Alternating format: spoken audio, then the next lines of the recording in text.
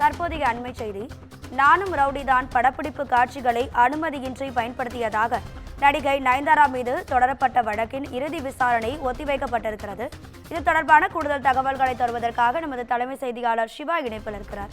சிவா வணக்கம், உங்க விரிவான தகவல்களை சொல்லுங்க. ராதிகா, நடிகை நயன்தாராவினுடைய திருமண ஆவணப்படத்தில் நானும் ரவுடிதான் படப்பிடிப்பு காட்சிகளை பயன்படுத்தியதற்காக 10 கோடி ரூபாய் இழப்பீடு கேட்டு நடிகர் தனுஷினுடைய ஒண்டர் பார் நிறுவனம் தாக்கல் செய்த வழக்கினுடைய இறுதி விசாரணையை ஏப்ரல் மாதம் தள்ளி வைத்து சென்னை உயர்நீதிமன்றம் ஒரு உத்தரவை பிறப்பித்திருக்கிறது.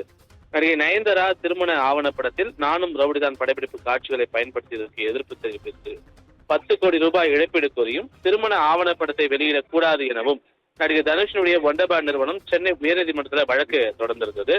இந்த மனுக்கள் நீதிபதி செந்தில்குமார் ராமமூர்த்தி முன்பு விசாரணைக்கு வந்தபோது நானும் ரவுடிதான் படப்பிடிப்பு காட்சிகளை பயன்படுத்தியதற்காக 10 கோடி ரூபாய் இழப்பீடு கோரியதுடைய வழக்கினுடைய இறுதி விசாரணை ஏப்ரல் 9ஆம் தேதிக்கு ஒத்திவைக்கப்படுவதாக நீதிபதி தெரிவித்து உத்தரவை பிறப்பித்திருக்கின்றார். ராதிகா, தகவல்களுக்கு நன்றி சிவா.